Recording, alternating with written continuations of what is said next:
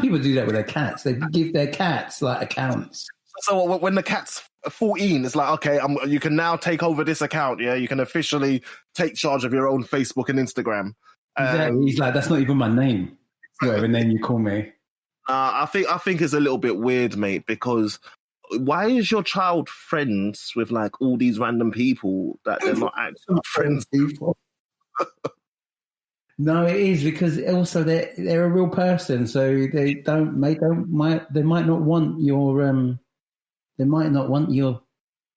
you to tell everyone about what your first word was and everything. Yeah, exactly. I think, I got a daughter and I'm like really careful with that as well. That you don't just expose everything. I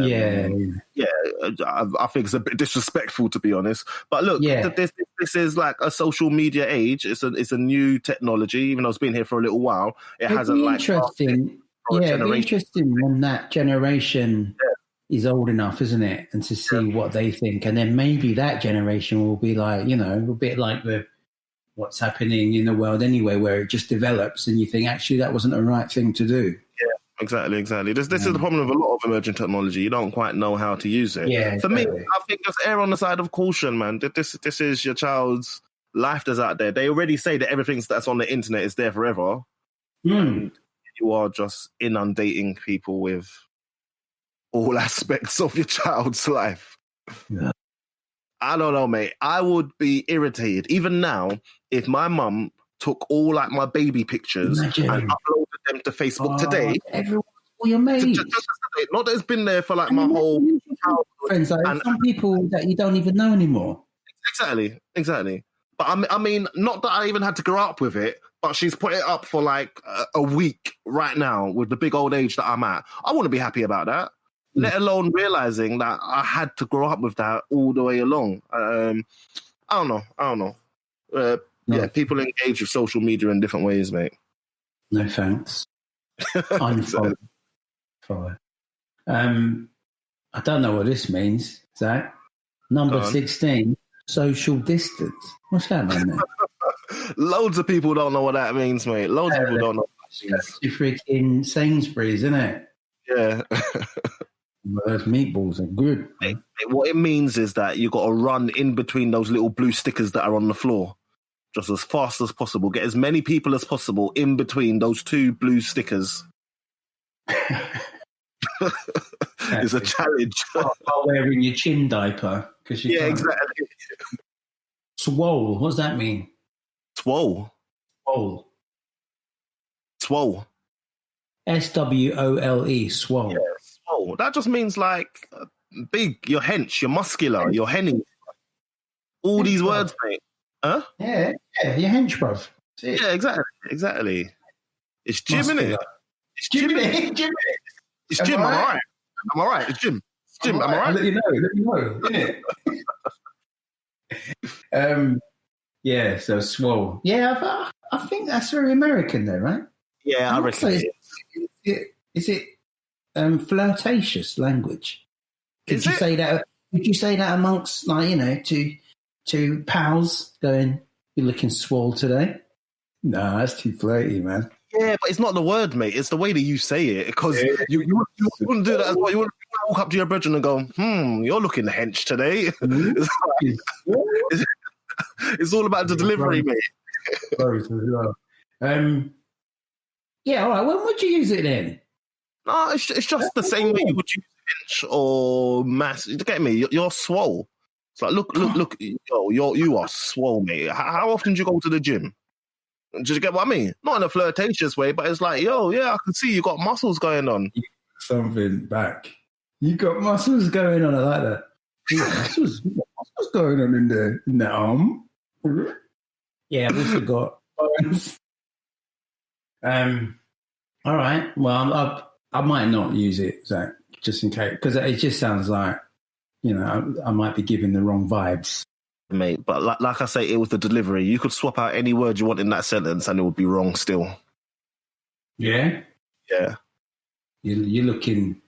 No. Yeah, you're right. Yeah, why are you talking about other men's looks anyway? Yeah. But anyway, Tech Clash. What's that mean, Zach? Tech Clash. No, I don't know. Tech Clash. So is it like when you've been involved, when you've been like just deep in, everyone's had a lot more screen time this year than anyone else. So is it kind of like a bit of fatigue from that? Yeah, so I think as well, like you said, like more people are using online.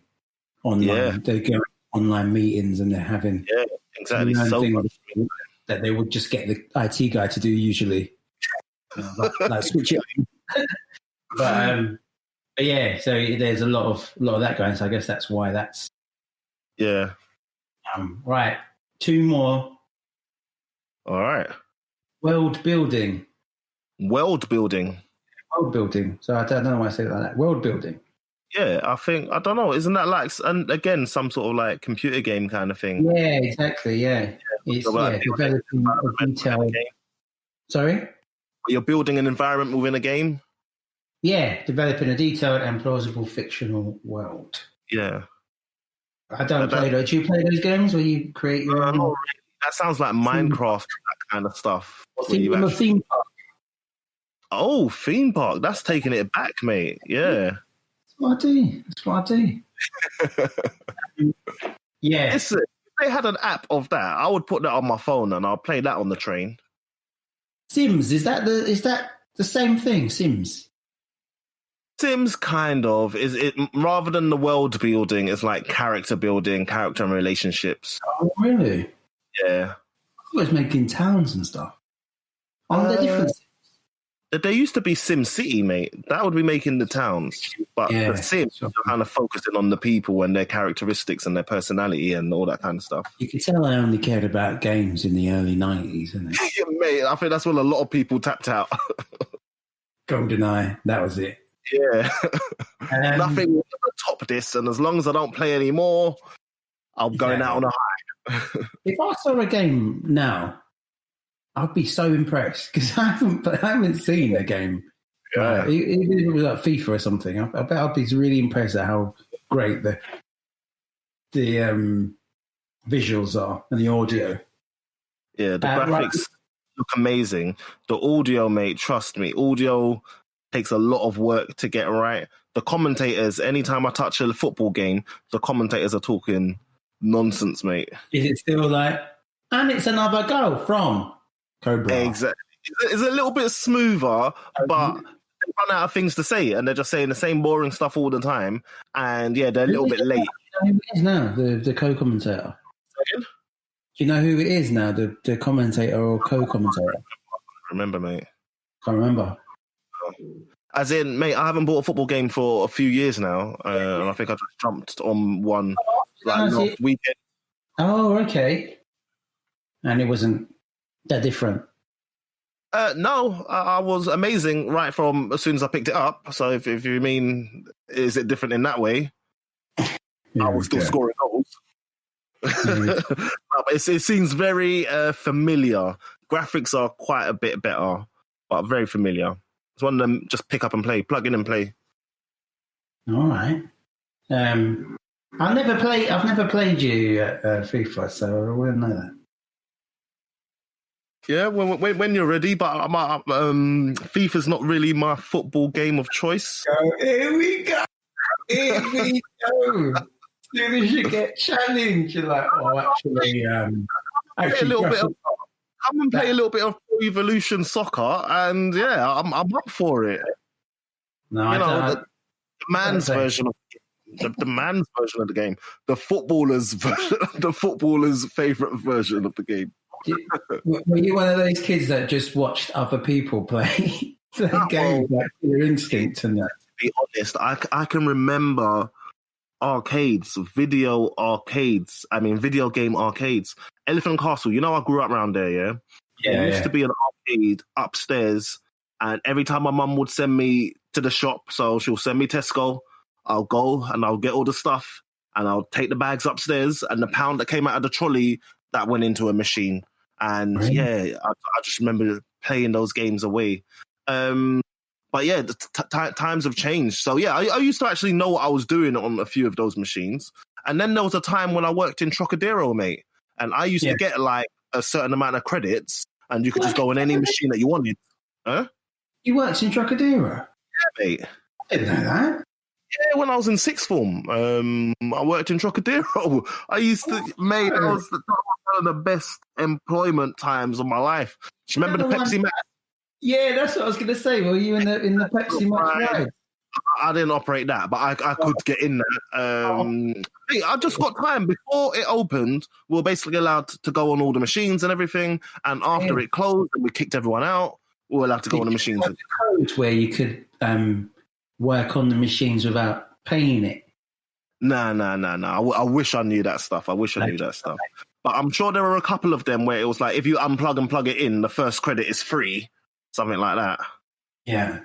Okay. Yeah. So what do you call that kind of place? Because that's the word I was trying to search for. Well, and I said, it's like an amusement arcade, I think, is probably the thing to call it. That's it. Yeah. Oh, right. Yeah.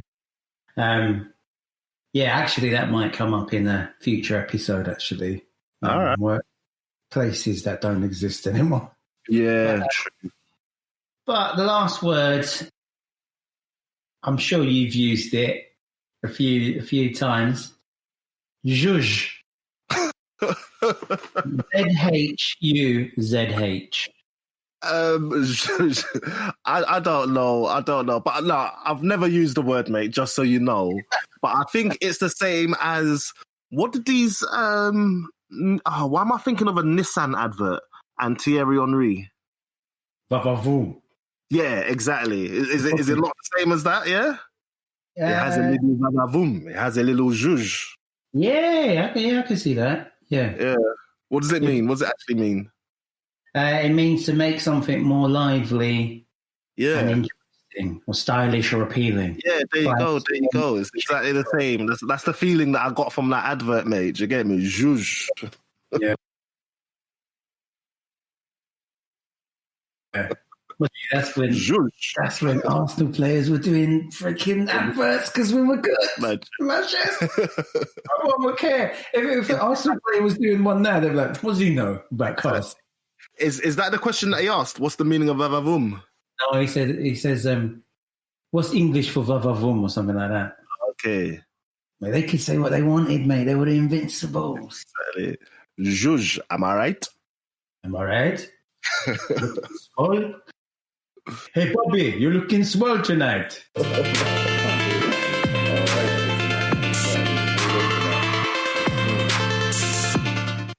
Well, that's been another episode of I've Heard It Both Ways. You can get us on Facebook and Twitter at IHIBW or on Instagram at IHIBW Podcast. And obviously you can email us, very ancient technology, but it's IHIBW podcast at gmail.com. Or Ihibw, as we like to say. Yeah. Whichever way. Am I right? Am I right? Walling up? No. So however you like yours, however you eat yours, that's what they say, isn't it? However you eat yours, get us. Cream egg. That's right. Yeah.